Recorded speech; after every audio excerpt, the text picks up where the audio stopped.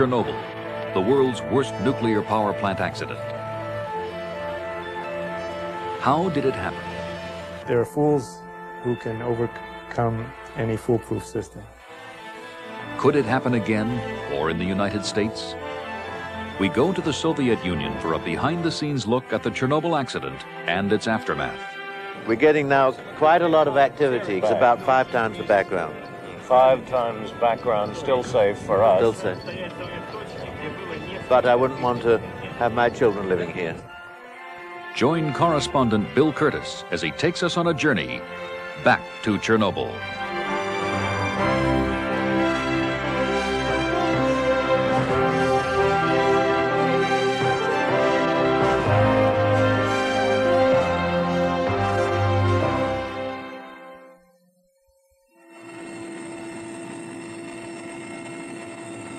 At 1:23 in the morning of April 26, 1986, reactor number 4 at the Chernobyl nuclear power plant exploded. The first fireman on the scene found only a shell of the reactor building. At daylight, Soviet scientists searched for the source of the escaping radiation, the reactor fuel core. And deep in the debris, they confirmed their worst fears.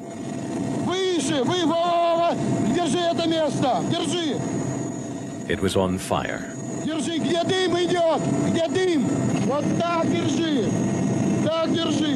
The glowing graphite in the reactor core was burning at 5,000 degrees, slowly melting everything it touched, threatening to burn its way through the concrete floor toward the earth below.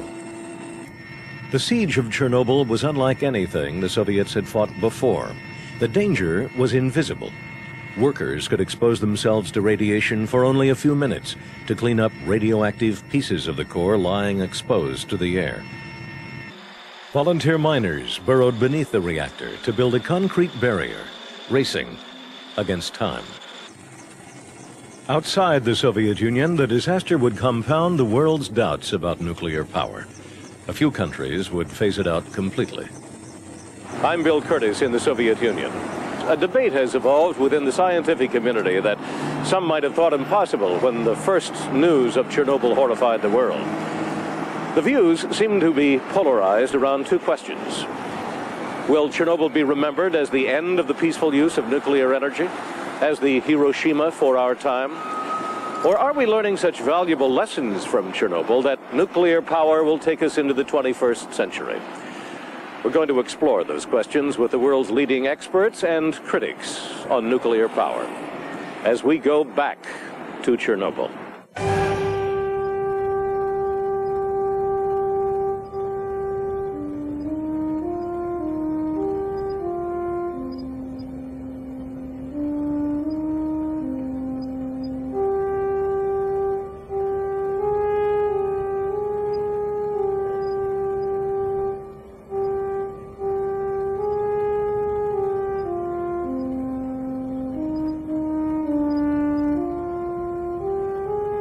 We went back to Chernobyl when the bitter Russian cold had turned the Ukraine white. In addition to our documentary crew and Soviet representatives, we were accompanied by Dr. Richard Wilson, professor of physics at Harvard University, an internationally recognized expert in nuclear power reactors, who had also made this trip a year earlier when the radiation levels were considerably higher. Professor, how far do you think we are now from the reactor? Oh, about 30 miles by now. Should we check the readings? Well, I'll just switch on the dosimeter. You'll hear a high-pitched whistle as it tests the battery first. Now you can begin to hear a few clickings. Yes. And that's, it's a fairly good background level, about the same as Kiev, and there's not very much. Let me just make sure it's really working. And I'll pull a source out of my case here.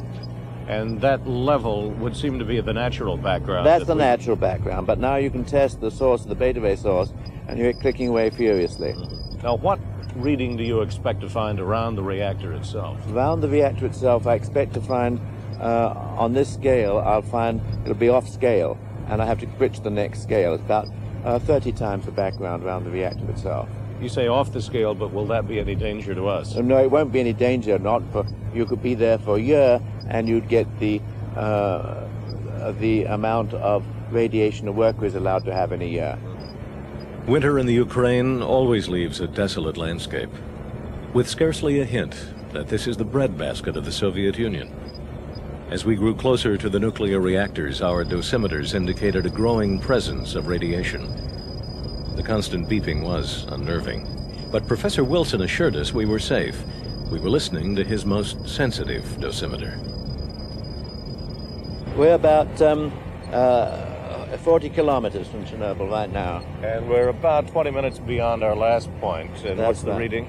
The reading is about 1.5 times background, about 1.5 times what it was at Kiev. It drops in patches, sometimes a large amount in one area and sometimes nothing at all.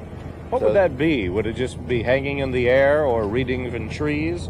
Because we took that reading in when there were trees alongside. That's very likely the trees. That's quite right, because the trees catch the radionuclides, the cesium which has been coming out, and it's very hard to clean them up, whereas the ordinary bare roadside can be cleaned up quite easily. Even though there had been an extensive cleanup, there was no mistaking what had happened here.